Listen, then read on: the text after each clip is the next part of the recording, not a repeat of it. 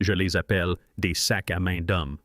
Et dans ce cas précis, chez Gabec, on sait qu'ils ont au moins 11 600 ans. Sous les sables près de l'ancienne Uruk, des archéologues ont mis au jour un objet autrefois considéré comme une légende, un sac à main en pierre, finement sculpté, semblable à ceux que portaient les divinités sur les bas-reliefs sumériens et assyriens. Il a été suggéré que ces objets munis de poignées sont similaires à ceux représentés quelques 7-0 ans plus tard dans l'art assyrien.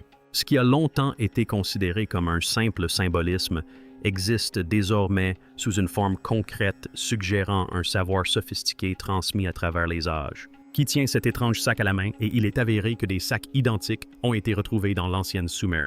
Gravés de motifs géométriques précis et de traces d'écriture anciennes, l'objet évoque moins un ornement qu'un message, peut-être une archive de pierre, vestige de maîtres oubliés qui ont guidé les premiers pas de l'humanité.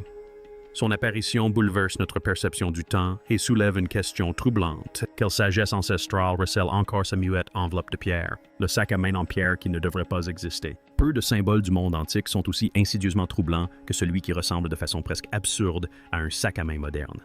Cette forme étrange se répète sans cesse. Sculpté par les Samrians d'Irak, gravé sur des temples en ruine en Turquie, intégré aux traditions maoris en Nouvelle-Zélande et intégré à des objets en métal en Amérique centrale. Différents continents, différentes époques, même motifs étranges. Une fois qu'on l'a remarqué, on ne peut plus l'ignorer. Les plus anciens exemples connus remontent même à la fin de la dernière période glaciaire. Son omniprésence à travers le monde rend la coïncidence peu plausible et soulève une question dérangeante. Pourquoi tant de cultures anciennes étaient-elles fascinées par le même objet? Cette question cessa d'être théorique sous la chaleur torride du désert irakien près de l'ancienne Urak, des fouilles qui avaient commencé comme une routine pénible. Des fragments de poterie, des tablettes brisées, rien de bien palpitant, puis tout a basculé. Mike Adams, un jeune assistant archéologue de l'Oregon, creusait depuis des heures lorsque sa pelle heurta quelque chose de solide. La secousse lui parcourut les bras. Ce n'était pas de la pierre détachée, c'était un objet taillé. En dégageant la terre compactée, il découvrit un objet rectangulaire lisse et régulier surmonté d'une poignée incurvée. Mike se figea. Ses mains tremblaient non pas à cause de la chaleur, mais sous l'effet de la réalisation qui s'imposait à lui. Ce n'étaient pas des débris. C'était un sac à main en pierre parfaitement sculpté. Le travail était extraordinaire. Sa surface était recouverte de motifs géométriques précis, de spirales de formes imbriquées, de pavages si nets qu'il semblait avoir été réalisés à la machine. Pour un objet enfoui depuis des milliers d'années, il conservait un éclat étrange, comme si le temps lui-même n'avait pas réussi à le ternir. Mike appela immédiatement l'archéologue en chef du site, le docteur Asher Neifer. Sa curiosité fit place à l'incrédulité en quelques secondes. L'objet ressemblait trait pour trait au légendaire symbole de sacs à main qui avait fait l'objet de débats passionnés chez les érudits depuis des générations. Pendant des décennies, des objets similaires n'étaient apparus que sur des bas-reliefs et des sculptures à travers la Mésopotamie. Dieux, rois et figures mythiques s'étaient souvent représentés tenant ces étranges sacs. Certains chercheurs les considéraient comme des sceaux rituels. D'autres les appelaient non sans humour les bourses des dieux. Quelques-uns suggéraient qu'ils symbolisaient un savoir sacré ou quelque chose de bien plus étrange, mais personne n'en avait jamais tenu un entre ses mains jusqu'à présent. Berçant de lourds objets de Pierre Mike était loin de se douter qu'il venait de déclencher une réaction en chaîne. Ce n'était pas qu'un simple artefact rare, c'était un lien tangible entre le mythe et la réalité. Le site près d'Uruk, jadis cœur battant de la civilisation sumérienne, dévoilait une nouvelle facette de son histoire. Personne ne s'attendait à ce que ce qui avait commencé comme une fouille banale se transforme soudain en un thriller archéologique palpitant. Pendant des années, le symbole du sac à main avait été considéré comme un simple ornement, un symbole sans importance. Mais le voilà bien réel, délibéré, sculpté dans une pierre inhabituelle et orné de motifs qui semblaient être intentionnels. La question changea radicalement non plus ce que c'était, mais qui l'avait fabriqué et pourquoi il avait été enfoui. De vieilles notes de fouilles du début du 20e siècle prirent soudain une toute autre dimension. En fouillant les archives du British Museum quelques mois auparavant, Mike était tombé sur un vieux carnet en cuir ayant appartenu à Leonard Woolley, le célèbre archéologue des années 1920. Il y était fait mention brièvement et presque avec des excuses d'une bourse divine exhumée et considérée comme un possible faux. À l'époque, l'affaire n'avait pas abouti. À présent, elle lui semblait être un indice déterminant un fil conducteur direct vers ce moment précis. Le sac en pierre paraissait dégager une présence qui dépassait sa simple forme physique, un réceptacle reliant une croyance ancestrale à un savoir perdu. Ce qui était autrefois considéré comme un simple symbolisme exigeait désormais une étude scientifique et linguistique approfondie. L'équipe savait qu'elle se trouvait au seuil d'une découverte majeure, peut-être même troublante. Car si cet objet représentait véritablement la sagesse préservée d'une civilisation plus avancée que ne le reconnaît l'histoire, l'étudier en toute sécurité et en comprendre le sens n'était que le point de départ. Cette découverte transforma une fouille archéologique ordinaire en une quête de savoir oubliée. Le motif du sac à main où mythe, mémoire et signification se rencontrent. Rares sont les images qui se répètent avec autant de constance dans l'art antique que celle du sac à main. À travers la Mésopotamie de l'Irak actuel à la Turquie, cette forme caractéristique apparaît sculptée dans des bas-reliefs le plus souvent tenus par des dieux, des êtres ailés ou de puissants souverains. Pendant des générations, les érudits se sont efforcés de l'expliquer, le qualifiant de décoratif de symbolique ou simplement de récipient pratique comme un seau ou un porte-outil. Pourtant, sa forme constante et sa présence répétée suggéraient une intention bien plus profonde. Il ne s'agissait pas d'un simple élément décoratif, mais d'un symbole profondément ancré dans la conception spirituelle et culturelle des sociétés anciennes. Sur des sites tels que le palais de Dur-Sharrukin, construit par Sargon, deux des figures ailées, les Apkalus sont représentés tenant ces objets semblables à des bourses, renforçant ainsi leur association avec l'autorité divine et le savoir sacré. Plus intriguant encore, des formes similaires apparaissent sur les imposants piliers de pierre de Göbekli Tepe datant de près de 1100 ans, bien avant l'émergence de la civilisation sumérienne. Cela situe l'origine du symbole dans la préhistoire, suggérant un héritage plutôt qu'une invention. Ce même sentiment de continuité se retrouve dans l'architecture néo-assyrienne à travers les imposants lamassu, êtres gardiens hybrides placés aux entrées des palais. Plus d'une centaine de lamassu ont été identifiés sur d'anciens sites palatiaux. Leur taille imposante et leur puissance symbolique fascinent les observateurs depuis leur redécouverte au 19e siècle. Leur influence s'est même prolongée dans le design art déco du 20e siècle, traversant les millénaires, les régions et les systèmes de croyances. Le motif du sac à main représentait clairement une idée ayant survécu à l'effondrement et à la renaissance culturelle, un concept trop important pour être oublié. Les explications communément admises ont longtemps considéré le sac à main comme un réceptacle rituel, peut-être destiné à contenir de l'eau sacrée ou des offrandes. Mais un groupe plus restreint de chercheurs a avancé une autre hypothèse. Ils ont suggéré que l'objet symbolisait la contenance non pas de liquide, mais de savoir. Selon cette perspective, le sac à main était un dépositaire, un coffre-fort codé conçu pour préserver des informations vitales à travers les générations.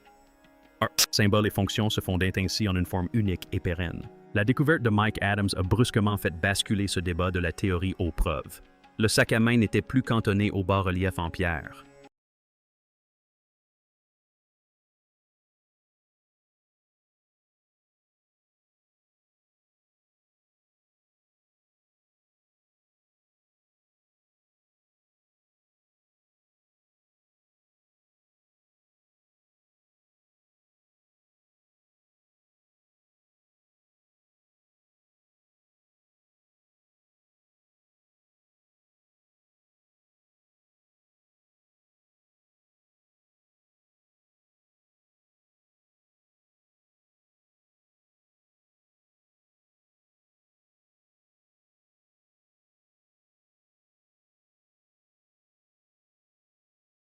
La spéculation. Elle existait solide, lourde et indéniablement réelle.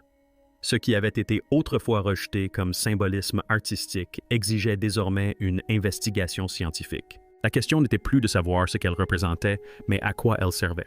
Dans les mythologies antiques, les personnages portant le sac à main étaient souvent dépeints comme des enseignants, des agents civilisateurs ayant apporté à l'humanité l'agriculture, le langage, les mathématiques et le droit. Il ne s'agissait pas de dieux lointains exigeant leur vénération, mais de porteurs de sagesse. Dans cette perspective, le sac à main symbolisait un dépôt sacré, un réceptacle matériel renfermant les fondements même de la civilisation. Le savoir n'était pas abstrait. Il était monumental, jalousement gardé et sacré.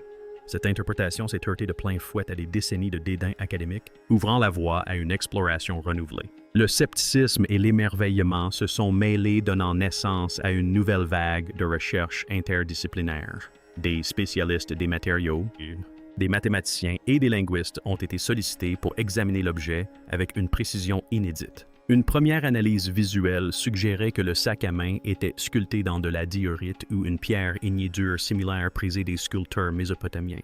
Mais des tests répétés ont remis en question cette hypothèse. Des analyses par fluorescence X portable ont révélé une composition différente de toutes les pierres extraites des carrières locales connues. Du dioxyde de silicium était mêlé à des traces d'éléments absentes de la géologie régionale. Soit la pierre provenait d'une origine inconnue, soit elle avait été travaillée intentionnellement. Ces deux possibilités étaient troublantes. Les gravures de surface n'ont fait qu'épaissir le mystère. Les motifs géométriques étaient précis mathématiques et intentionnels. Les spirales suivaient le nombre d'or. Les pavages témoignaient d'une compréhension géométrique avancée, bien au-delà de ce que l'on attendait de l'objet à cette époque. Il ne s'agissait pas d'ornements superflus, mais de séquences calculées probablement destinées à encoder des informations. Une ligne de symboles évoquant la forme qu'une, mais ne correspondant à aucun symbole connu des linguistes, courait le long de la base. Ces protoscriptions laissaient entrevoir une forme d'écriture antérieure aux écritures écrites, suggérant que le sac contenait un message encore à déchiffrer. Taillé dans un seul bloc de pierre, l'objet témoigne d'un savoir-faire exceptionnel. Sa texture, au lieu de refléter la lumière, lui confère une présence singulière, comme s'il recelait bien plus que de la matière et du minéral. L'équipe du Dr. Asher Neiffer a documenté chaque détail, consciente de se trouver peut-être face à la preuve d'une sophistication technologique antique longtemps sous-estimée. Certains chercheurs ont même remarqué que les rainures de la poignée correspondaient à des points de pression suggérant un mécanisme de verrouillage dissimulé. Manipulé correctement, le sac pourrait s'ouvrir ou s'activer. Il y avait quelque chose de caché à l'intérieur. L'idée que des ingénieurs de l'Antiquité aient conçu des systèmes de sécurité en pierre remettait en question toutes les idées reçues sur les technologies primitives. Plus l'analyse s'approfondissait, plus cela devenait évident. Ce n'était pas un simple artefact. Il s'agissait d'une convergence d'art de science et de croyances préservées à travers les millénaires. Et si ces secrets matériels soulevaient plus de questions que de réponses, la prochaine avancée majeure viendrait du décryptage de ces inscriptions, ouvrant la voie à un décryptage linguistique qui pourrait enfin expliquer ce que le sac à main était censé protéger, déchiffrer les voix d'une époque révolue. Lorsque le docteur Hassan Al-Mahmoud arriva enfin sur le site de fouilles, sa réputation avait déjà suscité de grandes attentes. Fort de plus de 40 années consacrées à l'étude des langues de l'ancienne Mésopotamie, il avait déchiffré des textes que la plupart des érudits jugeaient autrefois illisibles. Pourtant, dès que son regard se posa sur le sac en pierre, toute sa confiance s'évanouit. Pendant de longues minutes, il resta immobile, secouant lentement la tête, partagée entre incrédulité et admiration. Ce n'était plus un mythe gravé dans la pierre. C'était réel, et cela ressemblait moins à un artefact qu'à un message délibéré transmis à travers le temps. Pendant les 3 jours suivants, Hassan se plongea corps et âme dans les inscriptions gravées sur le fond du sac. Muni de loupes et d'une immense base de données numériques d'écritures anciennes, il compara chaque symbole avec une précision obsessionnelle. Les marques rappelaient les premières formes de l'écriture Cunea, mais résistaient obstinément à toute traduction directe. Peu à peu, une image saisissante se dessina. Il s'agissait d'un système de proto-writing jusqu'alors inconnu qui semblait antérieur aux plus anciens textes sumériens d'au moins 5 siècles. Malgré la fragmentation et l'érosion, Hassan estima pouvoir interpréter près de 70% du texte. Une découverte extraordinaire qui repoussait considérablement les origines connues de la communication écrite. Ce que décrivaient les inscriptions était encore plus troublant. Elles parlaient de porteurs de fondation des figures qui apparaissaient non comme des dieux exigeant leur vénération, mais comme des maîtres guidant les premiers pas de l'humanité. Selon le texte, ces individus ont transmis les fondements même de la civilisation, l'agriculture, les mathématiques, l'astronomie, la métallurgie, la médecine, l'architecture et l'écriture. La civilisation, suggérait-il, n'était pas le fruit du hasard, mais le résultat d'un enseignement méticuleux. Plus remarquable encore était l'affirmation selon laquelle ce savoir n'était ni symbolique ni oral. L'inscription laissait entendre qu'il était physiquement conservé, délibérément scellé dans des objets artisanaux comme le sac à main lui-même. Le récipient était décrit comme un objet conçu pour durer une archive destinée à préserver et transmettre des principes fondamentaux à travers le temps. À cet instant, le sac à main se transforma d'un symbole mystérieux en un précieux réceptacle de connaissances. Cette révélation suscita un mélange d'excitation et d'inquiétude au sein de l'équipe. Certains estimaient qu'ouvrir le sac serait une imprudence risquant d'endommager un artefact irremplaçable ou de déclencher des conséquences imprévues. D'autres se sentaient investis de la responsabilité de découvrir ce qui avait été intentionnellement préservé. Neiffer se retrouva tiraillé pesant l'immense promesse scientifique face au devoir de protéger l'intégrité de l'objet. Hassan pensait que les créateurs souhaitaient que le sac à main soit découvert et compris. La précision mathématique des gravures, les inscriptions superposées et la sophistication générale de l'objet suggéraient une volonté d'accessibilité. Il ne s'agissait pas d'une relique scellée destinée à rester à jamais cachée. Elle était conçue pour être décodée ouverte et utilisée par une génération future, capable d'en comprendre le langage. Cette prise de conscience a complètement bouleversé la perception de la découverte. Le sac à main n'était plus considéré comme une relique du passé, mais comme une capsule temporelle scellée, tournée directement vers le présent. Les questions se sont rapidement multipliées. Qui étaient exactement ces enseignants? Quel était le niveau de leur compréhension? Et comment leur savoir avait-il pu survivre intact alors que des civilisations entières disparaissaient à leur surface? Une fois les inscriptions en grande partie déchiffrées, l'attention s'est portée sur la tâche la plus délicate, ouvrir le sac à main lui-même. Le défi était de taille. Taillé dans un seul bloc de pierre, l'objet était creux mais parfaitement étanche, sans charnière couture ni point d'entrée visible. Les motifs géométriques complexes qui ornaient de sa surface semblaient désormais fonctionnels, intégrés à un système de verrouillage sophistiqué plutôt que de simples éléments décoratifs. La spécialiste des matériaux, le Dr Yuki Tanaka, a dirigé la phase suivante. Grâce à l'imagerie par rayon X, la cartographie laser et une modélisation 3D détaillée, son équipe a identifié un réseau de points de pression gravés le long de la poignée et du corps. Ensemble, ces points ont permis de déterminer une séquence de déverrouillage précise. Il ne s'agissait pas de forcer l'ouverture, il fallait trouver une solution. Après des jours de simulation, d'essais et de consultation avec les autorités, l'équipe a exécuté un plan méticuleux. Des impulsions microscopiques ont été appliquées à chaque point de pression, tandis que des capteurs surveillaient les vibrations, la chaleur et les contraintes structurelles. Au fur et à mesure que la séquence progressait, le sac à main a émis un léger bourdonnement à basse fréquence, comme un diapason vibrant dans la pierre. Au point final, un léger clic a résonné dans la tente de confinement. Une fine couture est apparue près de la poignée. Lentement, sans forcer la pierre, s'est déplacée. Le sac à main s'est ouvert pour la première fois depuis des millénaires. À l'intérieur, la pierre a laissé place à une doublure métallique lisse. 7 objets cylindriques transparents, légèrement irisés et d'une douce lueur, y étaient soigneusement rangés. Chaque cylindre portait des symboles gravés représentant des grains des étoiles, des formes géométriques et des inscriptions. Les instruments ont détecté une signature énergétique stable inédite jusqu'alors. Personne ne les avait touchés. Tandis que l'équipe prenait du recul, une évidence s'imposa à la pièce. Le contenu de ces objets avait été intentionnellement préservé patiemment, mis en attente. Et l'ouverture du sac à main allait bouleverser l'histoire. À l'intérieur du sac à main, les cylindres qui ont réécrit l'histoire. Nous en arrivons donc à un sujet populaire et largement répandu, celui des sacs à main antiques. Lorsque la poignée de pierre incurvée se souleva, enfin la pièce sembla retenir son souffle. À l'intérieur du sac se trouvaient 7 cylindres, chacun parfaitement emboîtés dans des rainures creusées avec une précision chirurgicale dans la pierre. Ils étaient bien différents de ce que l'équipe avait imaginé. Transparents et pourtant légèrement irisés, les cylindres scintillaient comme du quartz imprégné d'une substance inconnue, un élément artificiel qui captait et réfractait la lumière en vagues de couleurs changeantes. Leur surface était gravée de symboles de grains de formes géométriques d'étoiles, d'outils entrecroisés de lignes d'écriture, de plantes de bâtiments. Ce n'était pas de la décoration, c'était intentionnel et chargé de sens. Dès le premier coup d'œil, il était clair qu'il ne s'agissait pas d'artefacts ordinaires. Malgré leur âge vénérable, les cylindres émettaient une signature énergétique stable qui attira immédiatement l'attention du Dr Yuki Tanaka. Ces instruments enregistrèrent un phénomène inédit. Ni organique ni purement minéral, le résultat s'apparentait davantage à un support de données qu'à une relique. Les mesures laissaient entrevoir un stockage d'informations fonctionnant à l'échelle moléculaire voire quantique. Le contenu du sac à main relevait moins de l'archéologie que de la science-fiction rattrapant la réalité. L'excitation était palpable, mais la discipline retint l'équipe. Asher Knifer réprima aussitôt toute envie de toucher les cylindres. Quelle que soit leur nature, ils étaient inconnus et potentiellement fragiles, voire dangereux. Chaque angle fut documenté par photographie haute résolution, imagerie multispectrale et spectrométrie. L'équipe manipulait leur contenu comme s'ils pouvaient disparaître ou réagir à la moindre provocation. Chaque cylindre avait à peu près la taille d'un rouleau de pièces de monnaie moderne, mais les apparences étaient trompeuses.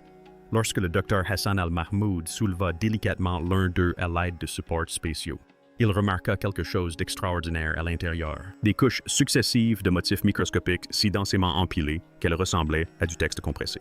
Il ne s'agissait pas d'images symboliques. C'était une information concrète compressée au-delà de toute capacité des dispositifs de stockage modernes sans circuits de silicium ni code. En quelques jours, la nouvelle se répandit bien au-delà du site désertique près d'Uruk. Des équipes de recherche internationales arrivèrent presque du jour au lendemain. Les gouvernements s'en inquiétèrent. Un laboratoire sécurisé fut établi à Bagdad, construit exclusivement pour abriter le sac et son contenu.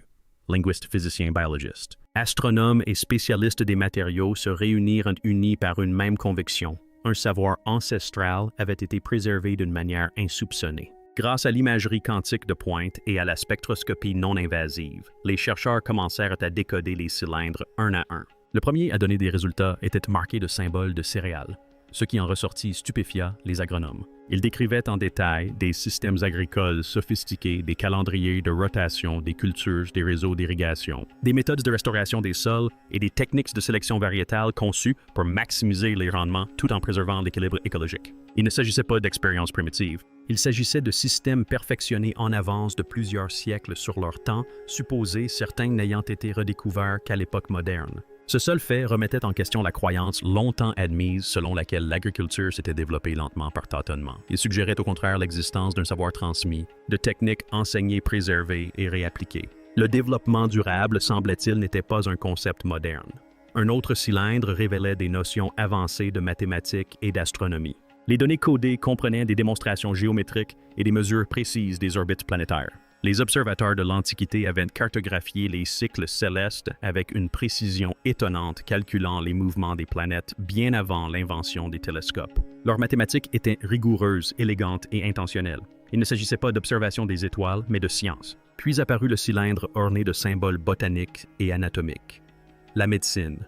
Son contenu provoqua un véritable séisme dans le monde scientifique. Les données décrivant des antibiotiques naturels extraits de plantes et de minéraux spécifiques, ainsi que leur méthode de préparation et leur dosage. Recréé synthétiquement dans des laboratoires modernes, un composé s'est révélé efficace contre les bactéries résistantes aux antibiotiques, un problème que la médecine contemporaine peine encore à résoudre.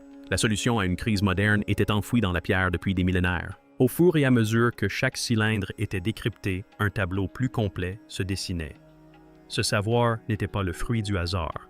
Il avait été soigneusement sélectionné. Agriculture, mathématiques, astronomie, médecine, métallurgie, écriture, architecture, tels étaient les fondements de la civilisation, les germes évoqués dans les inscriptions gravées sur les cylindres. Celui ou celle qui a créé ces archives a compris l'essentiel et a veillé à ce qu'elles survivent aux effondrements, aux conquêtes et au temps lui-même. Les données métallurgiques ont révélé des techniques d'alliage, de traitement thermique et de moulage des métaux d'une précision qui rivalisait avec des technologies bien plus tardives. Il ne s'agissait pas de forges rudimentaires, mais de procédés maîtrisés témoignant d'une connaissance approfondie du comportement des matériaux. Les ingénieurs de l'Antiquité ne se contentaient pas de façonner le métal, ils le maîtrisaient. Les systèmes d'écriture décrits à l'intérieur des cylindres développaient le prototype gravé sur le sac à main. Il révélait une tradition plus vaste de préservation de l'information, antérieure à l'uniforme connu. L'écriture n'est pas apparue soudainement. Elle a évolué au sein d'un système structuré, conçu pour transmettre fidèlement les connaissances essentielles de génération en génération. L'architecture constituait le dernier pilier. Les données révélaient les principes d'urbanisme, les techniques de construction porteuses et les méthodes modulaires de ville conçues pour durer. Il ne s'agissait pas d'abris de survie, mais de plans à long terme pour des sociétés complexes. Les premières civilisations n'improvisaient pas, elles planifiaient, ensemble. Ces cylindres dressaient un tableau qui a contraint les chercheurs à repenser le progrès humain. L'histoire n'était pas une ligne droite allant de l'ignorance primitive à la sophistication moderne. Elle était cyclique, le savoir était découvert, perfectionné, préservé et parfois perdu. Le sac à main symbolisait une tentative délibérée d'enrayer cette perte, un message transmis par ceux qui anticipaient l'effondrement et préparaient la reconstruction. Pour Mike Adams, les implications étaient surréalistes. Ce qui avait commencé comme une fouille de routine l'avait transformé malgré lui en catalyseur d'un changement de paradigme. Son attention portée à une note de journal oubliée et sa persévérance sur le terrain avaient mené à l'une des découvertes archéologiques les plus extraordinaires de l'histoire de l'humanité. Le sac à main ne se contentait pas de relier passé et présent. Il rappelait à l'humanité ce qu'elle avait su et ce qu'elle pourrait redécouvrir. Au-delà du monde universitaire, la découverte a suscité une curiosité mondiale. Qui étaient les créateurs originaux? Une civilisation oubliée ou un groupe d'enseignants voyageant entre les cultures? Et combien d'autres indices restaient disséminés à travers le monde antique? À mesure que le décryptage progressait, la frontière entre mystère antique et révélation moderne s'estompait. Les cylindres n'étaient plus silencieux.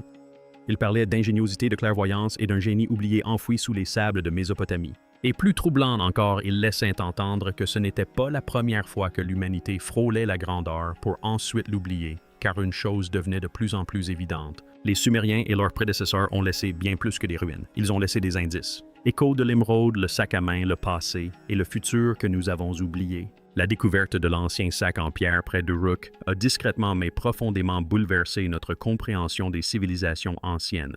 Ce qui apparaissait d'abord comme un artefact énigmatique s'est révélé être bien plus important, un acte délibéré de préservation conçu pour transmettre un savoir avancé à travers les âges. Avec ses cylindres cristallins et ses inscriptions complexes, ce sac à main remet en question l'idée rassurante d'un progrès humain linéaire et ascendant. Il suggère plutôt une réalité plus troublante et plus humaine. La sagesse peut être acquise, perdue, enfouie puis redécouverte. Les fouilles en cours autour du site laissent désormais entrevoir que le sac à main n'était pas un cas isolé. Sous le sable gisent des traces de structures, d'outils et de matériaux codés qui témoignent d'une civilisation bien plus riche et sophistiquée que ne le laissaient supposer les chronologies traditionnelles. Chaque nouvelle strate mise au jour renforce l'idée que l'histoire telle que nous la connaissons n'est peut-être qu'un récit partiel, façonné autant par l'oubli que par la mémoire. Mike Adams, dont la découverte fortuite a déclenché cette série de révélations, a toujours minimisé son propre rôle. Il a généreusement partagé le mérite, soulignant à la fois le travail des anciens inventeurs du sac à main et celui des chercheurs modernes chargés de le comprendre. Pourtant, l'histoire se souviendra peut-être de lui comme du lien improbable entre les époques.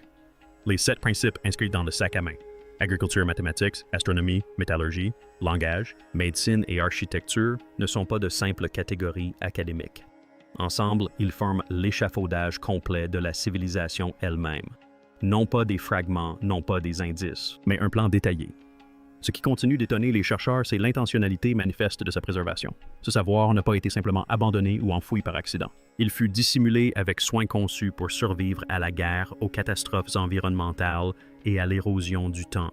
Cela soulève des questions de plus en plus troublantes à chaque découverte. Qui étaient les individus capables de compiler un tel savoir? Qu'est devenue leur société? Et combien d'autres capsules temporelles de ce genre restent encore à découvrir, attendant le moment propice et les esprits curieux pour les mettre au jour? Ces questions nous rappellent que l'histoire n'est pas figée. Elle est fluide, réécrite à chaque nouvelle fouille et à chaque inscription déchiffrée. La fascination mondiale pour ce sac à main reflète un profond désir humain de renouer avec nos origines, de comprendre non seulement d'où nous venons, mais aussi ce que nous avons connu. Désormais exposé dans les musées et les instituts de recherche, ce sac à main est devenu un symbole de résilience et d'ingéniosité, une fusion de science, d'art et de mythe qui se refuse à toute catégorisation simpliste. Pour les chercheurs, le défi est de taille. Ils doivent protéger l'artefact tout en perçant le sens. Chaque décision met en balance la préservation et la découverte. C'est dans cette tension que réside la véritable importance de la trouvaille honorer le passé, tout en repoussant les frontières de la connaissance moderne. Le sac en pierre n'est plus un simple objet. C'est un message qui a voyagé pendant des millénaires pour nous parvenir. Pour comprendre pourquoi ce message est si important, nous devons retourner sur la terre qui l'a vu naître. Les fondements de la civilisation humaine ont pris racine dans la région fertile située entre l'Euphrate et le Tigre. Cette terre connue sous le nom de Sumer est devenue le berceau d'innovation qui façonne encore le monde moderne. C'est ici que l'humanité a bâti ses premières véritables cités, développé une religion organisée, formalisé le droit et transformé la narration en littérature. Des systèmes de transport ont émergé. Une architecture monumentale s'est élevée des plaines. La civilisation en tant que réalité vécue a vu le jour ici. Pendant plus de 200 ans, la culture sumérienne a prospéré et s'est imposée comme la force dominante en Mésopotamie. Dans ce qui est aujourd'hui le sud de l'Irak, de puissantes cités-États ont émergé chacune couronnée de zigguras imposantes et animées par des réseaux commerciaux dynamiques. Des épopées étaient récitées, des bijoux d'or et de lapis-lazuli ornaient l'élite et le pouvoir politique passaient d'une cité à l'autre au fil des siècles. Sumer atteignit son apogée à la fin du 3e millénaire avant Jésus-Christ avant de décliner progressivement. Le temps, les conquêtes et les métissages culturels ont enfoui ces réalisations jusqu'à ce que l'archéologie les remette au jour au 19e et 20e siècle. Ces premières fouilles ont révélé une civilisation d'une complexité remarquable. Loin d'être primitifs, les Sumériens ont influencé presque toutes les cultures qui se sont succédées dans la région. Leurs idées se sont diffusées dans les sociétés adiennes, babyloniennes et assyriennes, façonnant le Proche-Orient ancien d'une manière dont l'influence se fait encore sentir aujourd'hui. Les premiers habitants arrivèrent dans la plaine inondable de Mésopotamie vers le 6e millénaire avant Jésus-Christ. Innovateurs et non nomades, ils apprirent, grâce à la construction de canaux d'irrigation, à maîtriser les crues imprévisibles des fleuves et à transformer des terres arides en terres agricoles fertiles. La réussite agricole engendra des surplus lesquels favorisèrent le commerce, lequel transforma les agglomérations en villages. Les villages devinrent des villes et les villes des centres économiques et culturels majeurs. Vers 3500 avant Jésus-Christ, Sumer s'était développé en un réseau de cités-États unis par une langue et des traditions religieuses communes. Parmi les plus influentes figuraient Eridu, Uruk, Ur, Lagos, Nippur, Kish, Larsa. En et Adab. Le pouvoir changeait constamment de main. Une cité pouvait dominer un temps avant de s'effondrer et d'être remplacée par une autre. Même d'anciens textes bibliques font référence à ces cités, préservant ainsi l'influence sumérienne dans les traditions ultérieures. Des rois régnaient sur ces cités-États, et nombre de leurs noms nous sont parvenus grâce à la liste royale sumérienne, un document remarquable découvert sur plusieurs tablettes d'argile à travers la Mésopotamie. Cette liste recense les souverains des cités et la durée de leur règne, mêlant mythe et histoire. On dit que les premiers rois ont régné pendant des périodes incroyablement longues, tandis que les suivants ont régné pendant des durées plus réalistes. Ce mélange nous rappelle que les anciens ne faisaient pas de distinction nette entre légende et réalité. Ces deux éléments faisaient partie intégrante de leur vision du monde. Uruk, connu sous le nom d'Eric dans la tradition biblique, fut la première cité-État à accéder à une position dominante, fondée, selon la tradition par le roi et Mkar vers 4500 avant Jésus-Christ. Uruk devint une métropole d'environ 40 habitants.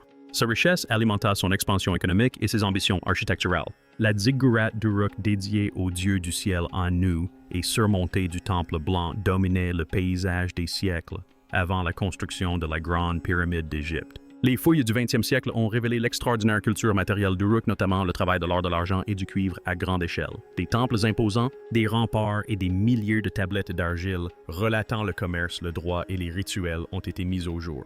Des découvertes similaires dans d'autres cités sumériennes ont permis d'étoffer ce tableau. À Lagash, des systèmes d'irrigation sophistiqués ont été découverts. À Uruk, l'archéologue britannique Leonard Woolley a révélé une ziggurat de 24 mètres de haut dédiée au dieu de la lune Nana et une nécropole royale regorgeant de trésors exceptionnels. Les tombeaux royaux contenaient des couronnes, des colliers, des instruments de musique et le célèbre étendard d'Uruk orné de mosaïques représentant des scènes de guerre et de paix.